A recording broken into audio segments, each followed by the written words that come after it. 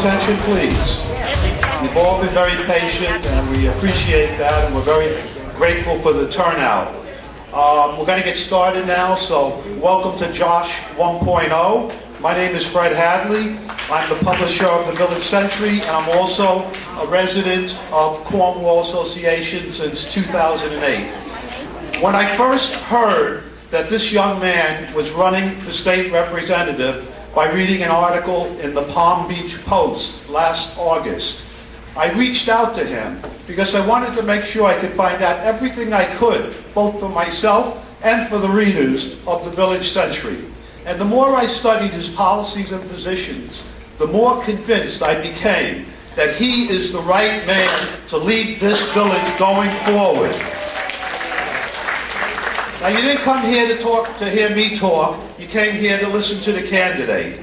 So I want to say that it's my great honor and privilege to introduce to you the next representative from District 81 of Palm Beach County in the great state of Florida, Mr. Joshua Izaak. Let's have a big hand. Thank you.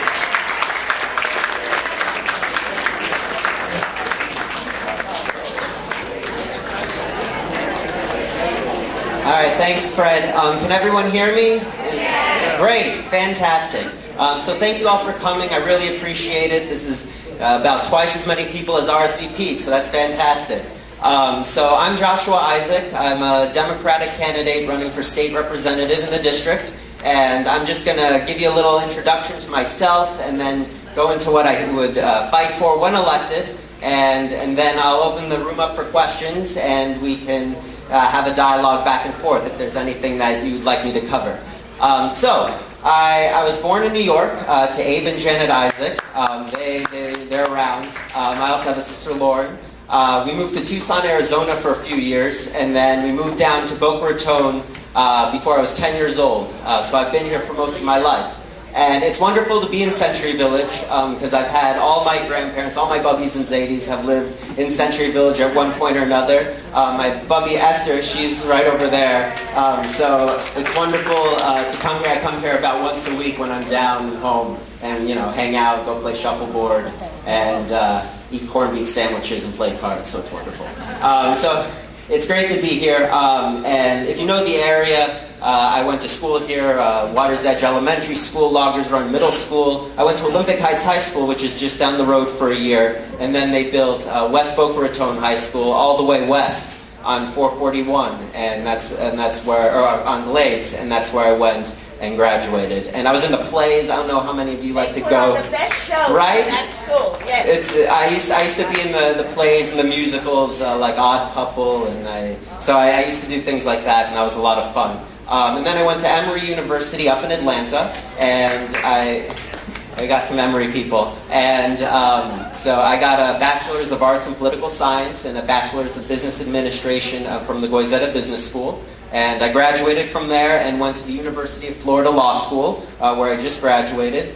And in college, I started getting involved in politics. I spent a summer working for Ted Deutsch when he was a state senator. Another summer working for Robert Wexler up in Washington, D.C.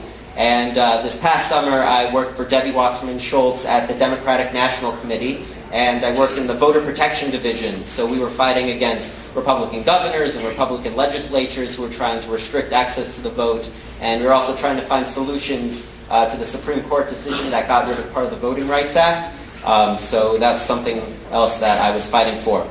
So that's a little bit about me, and now I'll give you a few policies that I'd like to fight for when elected. So in terms of health care, I think our number one issue that's facing the state right now is the expansion of Medicaid under the Affordable Care Act. Now, when the Affordable Care Act was passed, there was a provision under it that said that states would have to expand Medicaid up to 138% of the poverty level to allow more people to have access to health care. And then when the Supreme Court said that the law was constitutional, they said that states had to choose whether or not they wanted to accept the Medicaid expansion. And Florida has not. And the problem with that is there are a million Floridians. These are, working families, children, and also seniors on fixed incomes who need Medicaid to supplement whatever Medicare doesn't provide for.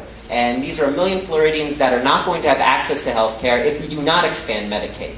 And the thing is, the federal government is willing to pay 100% of the Medicaid expansion for the first 3 years. And then they're willing to pay another 90% after that. Usually for Medicaid, the federal government only pays about 57%. So this is a great deal for our state. And not only is it the moral thing to do, but it's fiscally responsible. Because people aren't going to the hospital as their primary care physician when they have health care. They're going to a normal doctor. So this saves the state hundreds of millions of dollars a year. About $300 million a year for the first 3 years. And then another $100 million after that, into perpetuity forever. And this is money that we can reinvest into education, into infrastructure, into further healthcare efficiencies, and that's really good for the state. So that's healthcare. In terms of education, now I told you I've been through every educational level in the state, and it's fatally flawed because we rely on these aptitude-based standardized tests like the FCAT. Now the FCAT's being phased out, but they're doing more aptitude-based tests. And what ends up happening is teachers just teach to a test, students just learn to a test, and we're not actually learning the curriculum that we're supposed to be learning in the classroom. So I'd like to get rid of those testing and replace it with something where the teachers are just actually teaching the calculus that they're supposed to be teaching instead of algebra and all the other things that we need to be doing for the state. I also believe in increasing teacher salary. That's very important. Right? What it does is it incentivizes more people to want to go into teaching, and it creates a better teaching force, and they deserve it because they educate our children and they deserve to be paid respectfully. I also believe that what we end up doing in this state is we underfund a lot of poorer areas because we base it on certain taxation. And I believe that every school district, whether it's an affluent school district or whether it's a low-income school district, should have all the resources necessary to be successful. And that includes a good arts education. Like I said, I was in drama, I also did band, so I know the value of a good arts education, and it's really important. And we should have every school have the ability to teach their children dance or music or drama if they'd like to, because that creates a well-rounded educational system. So that's education. Thank you. Now, I also believe in terms of clean energy. I'm a strong proponent for clean energy as opposed to a fossil fuel-based economy. And as your representative, I'm going to fight to try to bring private investment into this state to create clean energy. For instance, there was a private company a few years ago that wanted to build a wind farm up in the Glades, which is part of my district. And this wind farm would have created 60,000 clean homes. It would have powered 60,000 homes. It would have created hundreds of jobs in an area of this district that has 40% unemployment. 40%. And this would have been really great for this district. But unfortunately, the wind farm company had to pull out because the economic incentives weren't there in this state for it to be economically feasible for them. So as your state representative, I want to fight to try to put those incentives in place so that these private companies can't come in here, invest hundreds of millions of dollars into our district, and we can get off these fossil fuel-based economy where we give money to these foreign countries overseas instead of trying to make the energy here at home. So that's very important to me. And thank you. And I also, lastly, I want to fight for voting rights. I told you that I worked in the Democratic National Committee, I worked in the Voter Protection Division, and the state's not very good for voting rights. We try to limit access to the polls, whether it's reducing the number of early voting days, whether it's reducing the number of places where you can go and vote. They also had a law where they're trying to make it so you can't go to the bathroom in polling places. So that causes people that if there's a long line, you have to go to the bathroom, then what do? You have to leave because you're not just going to stand there. So as your state representative, I want to fight to make sure that we increase early voting time so everyone has the ability to go vote if they want to, that we increase the number of polling places so we don't have 7-hour lines on election day. You know, my parents, my bubby, they were standing out in the sun for 7 hours in 2012. And that's not right. So I want to fight to make sure that that no longer happens. So those are some of the policies that I want to fight for. And now, one of the big questions I get asked is, I'm running in a Democratic primary, so I have a Democratic opponent, Kevin Rader. and people say, how are you different than Kevin Rader? What's the difference between the two of you? Why should you vote for me instead of him? So I'll give you some of the reasons that we are different. One of the major reasons is his connection with the insurance company. Now, there's nothing wrong with being an insurance salesman. There's nothing wrong with that. But the problem is when he uses his position in the legislature to benefit his industry at the expense of the constituents, of the people who vote for him, which isn't the right thing to do. I'll give you a few examples. He voted with Republicans to deregulate insurance rates in this state. And what would end up happening is big insurance companies could then come in and raise rates on you indiscriminately. And that doesn't help you, especially in this economy. He also, unfortunately, introduced an amendment to a condo bill this last session that would shift liability for drywall replacement from the condo association to individual condo owners. And the problem with that is it would lead to out-of-pocket costs for you guys, for people in Century Village who live in condos. And you vote for him, and he should be fighting for you as opposed to fighting for his industry. And you see it in not only in the bills he passes, but also the contributions he receives. If you were to go online, you were to see the money that he gets. It's mainly from insurance companies and people that are in insurance or PACs that fund insurance companies. And this is thousands of dollars that they give him, tens of thousands of dollars, to help him get reelected, to help fight for them on their side. And if I'm elected, I'll be sure to fight for you instead.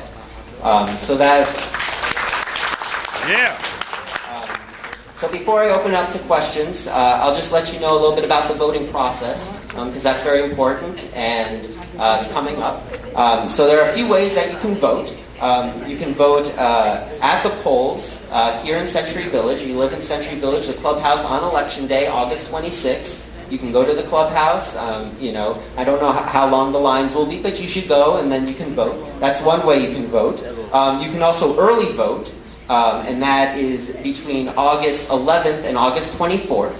And early voting happens at the library on 441. I think the Century Village bus goes there on Thursdays. So that's another way you can vote. The lines might be a little shorter. Just make sure that you have, identification. They make sure who you are, so you're able to vote when you go.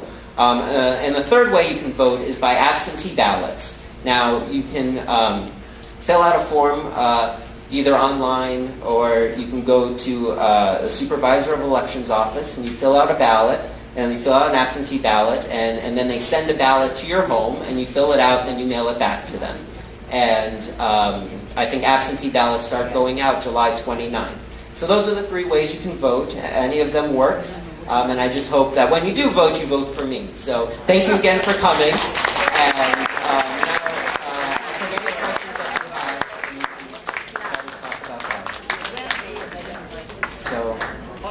what questions do you have? Yes. Talking about energy independence, yes. Clean energy.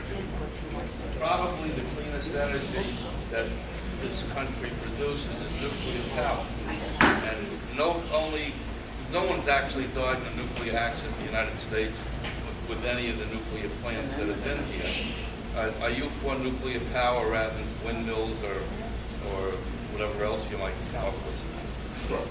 So the question was relating to nuclear power and what my opinions are on nuclear power.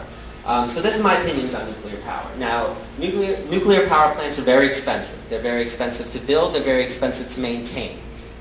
When a nuclear power plant runs, it produces waste, nuclear waste, that we then have to go and try to find a place to dispose of it because it lasts for hundreds of years, thousands of years because of the half-life chemistry. You also have the risk, you run the risk of something going wrong. Like you can look at Japan and you see what happens where they built a power plant. It was a strong, sturdy power plant. They weren't expecting a tsunami to come, but it did.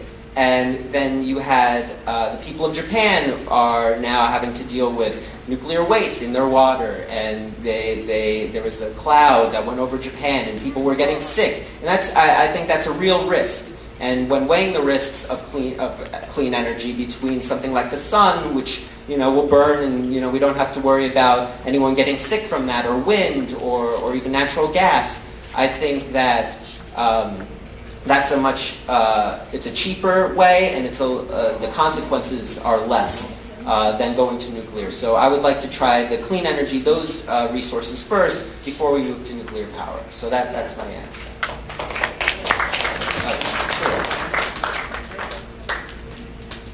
Josh, generally in politics there's an expression called follow the money. Now, their list of donors are available for every candidate that runs in Florida under our sunshine laws. And I looked at your opponent's list of candidates, of donors I should say, and I found 33 insurance companies that have contributed to his campaign. How many insurance companies have contributed to the Izaak campaign? Sure. So the question asked to relate to donors and which donors I received. Now, no insurance companies have given to my campaign, and no big business, no special interests have given to my campaign. Every donation that I've received has more or less been a small dollar donation from individuals, 100% from people. And I think that's very important. Now, that being said, and it's tough because they give $5, $10, $20, and that's what they're able to give, as opposed to big corporations that can give $500, $1,000 at a time. It's no problem for them. So when it comes to contributions, I believe very strongly in trying to get it from the people as opposed to non-entities. Even though that the Supreme Court says they're people. Josh, are you still accepting contributions? I am. Yes, I am. And I am still accepting contributions. I don't know how many of you've seen the signs on the road. This lunch. Things cost money, but yes, I am still accepting contributions. So, are there any other questions? Yes. What is the position on abortion?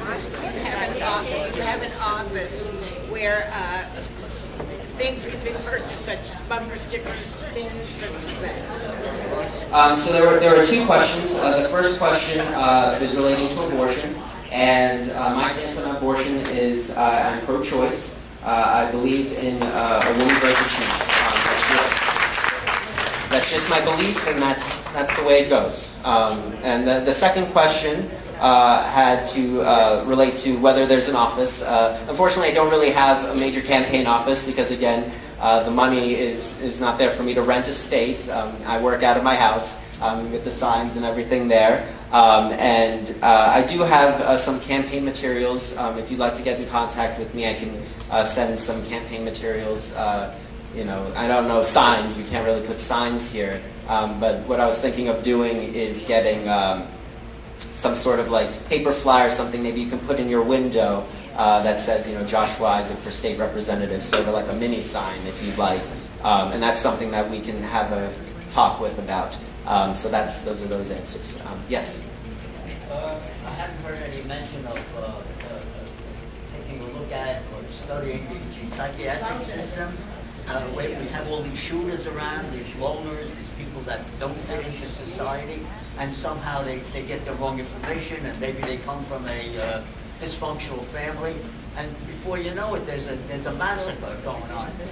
I don't hear any mention of looking at it and seeing if there can be any change or improving it, getting some money, in addition.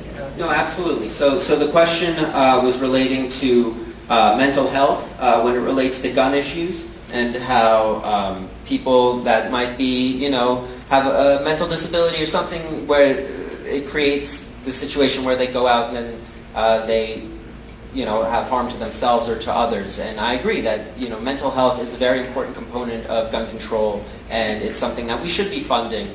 Unfortunately, we are not. But yes, I would fight for funding to expand mental health issues and give programs for people that have those problems.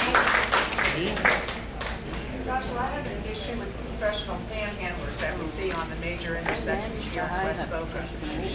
Sometime back, I had written an email to the West Boca City Council to see if something could be done about it, because I know that Boca Raton proper doesn't permit any panhandling on their streets other than the firemen. This had to do with panhandling and people on the street, that may be asking for money, and this is my opinion on that. Now, you have people who may or may not be doing it for the right reasons, as you said, but there are people who are, that are out of luck, that are out of work, that don't have the resources necessary, and they're just trying to get by. Now, what we should be doing, as opposing to necessarily get that issue and sweep it under the rug, is we need to make sure that these people have job training opportunities, that they have a good healthcare system, that they have a quality education system, so that they're not in the position that they're asking for money. And that's what I believe, to make sure to give them those opportunities to go to a community college or go to a college around here and get the job training, so that they're able to not work, on the street, that they're able to get an actual job. So that's my opinion when it comes to Josh, can you explain why this is a universal primary? Sure. And what that means to voters, especially if they're not Democrats? Sure. So in this election, usually what ends up happening is when you have a primary, Democrats can only vote for Democrats and Republicans can only vote for Republicans. But what ends up happening is when a member of the other party is not registered, is not filed to vote, then everyone can vote in the primary. The primary opens up to everyone. And there's no Republican in our race. And there won't be a Republican. No one filed. So that means whether you're a Democrat or Republican, independent, it doesn't matter. Our race will be on the August 26th ballot, and it will only be on the August 26th ballot. It won't go to November, and the election will be decided on August 26th. So no matter what your party affiliation is, it's important that you go out and vote, because this is your only opportunity to choose for this election. Yes? It works. All right, fantastic. Thanks, Stanley. I didn't mean to take your time, but I can't speak louder than, my normal voice. First of all, I think you're a very impressive speaker. Thank you. I think you said a lot of things. You brought a lot to us today, a lot of ideas. I'm looking at I'll call it your position paper that you handed out here, and healthcare, seniors, education, environment, energy. It's all very interesting. Yes. But it is basically the Democratic platform. Sure. My question to you is, what distinguishes you?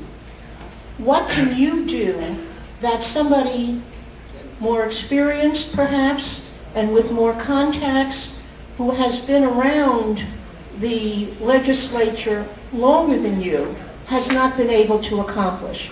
In other words, what will you bring to the legislature that our prior Democratic legislators have not been able to do for us? Sure. Well, those are my positions, yes. And I told you all of the differences between myself and my opponent. And I think that's very important, that I won't stand up for insurance companies at the expense of individuals. And I believe in more gun control than my opponent does. So those are very substantial issues. So if you like what my opponent does but don't like other things, I provide you with the things that you do like all of the time, because those were the things I stand for. Now, in terms of other experience that I've had, I'd probably be the only legislator in Tallahassee that has been through the education system in the state, that has actually been in the classroom, taking these tests, learning in this Jeb Bush-style education system where we're just teaching to a test. I'll give you an example. So I was in AP Calculus towards the end of high school, so I was doing calculus, but we had to take FCAT practice tests throughout the year. So we were taking tests in algebra and geometry, which is fine, but it's taking away from the actual curriculum that we're supposed to be learning in the classroom. So I lived that. And we're moving to a point, especially in education, where we're in a transition period, where the FCAT's going away and they're trying to bring in a new educational system. And I can be at the forefront of that because I've been in there. And I know how to fix it because I've lived it. And I think that's a useful experience that I don't think any other legislator will actually have, because they're just, yes. So thank you. And so that's a unique experience that I think I have as opposed to everyone else.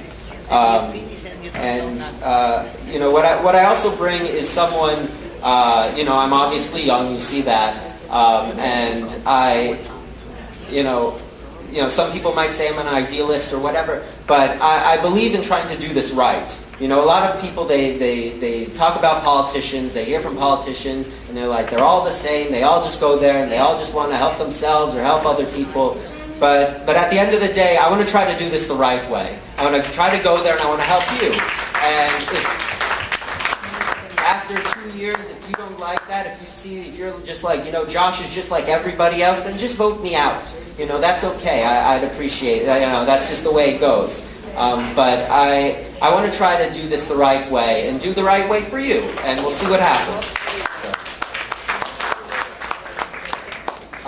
So are there any other? Yes. I want to bring up a subject which is very important and you haven't discussed yet. Sure. Louder. I'll repeat. I'll repeat it. I want to bring up a subject which is very important and he hasn't discussed yet.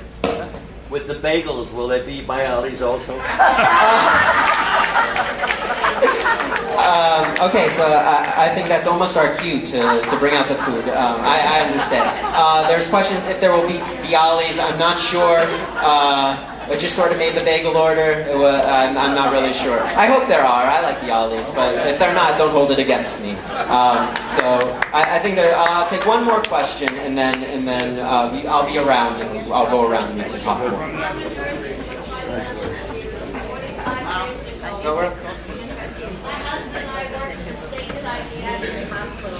And if you can do anything to improve any of these things that go on, then you're my man. Yeah. Thank you. So yes, I was talking about psychiatric help, and that's an issue that's important to me. My father is actually, he got a master's in social work. He worked in a hospital like that in Georgia. He's told me stories, and I believe in trying to adequately fund it and make sure that these people are treated with respect and that they're actually helped. There should be a Democratic Club meeting between now and the primary, and I will be attending that, so hopefully there's more. But thank you very much for coming. We'll get the food out to you. Enjoy, and I'll be around and we can talk more.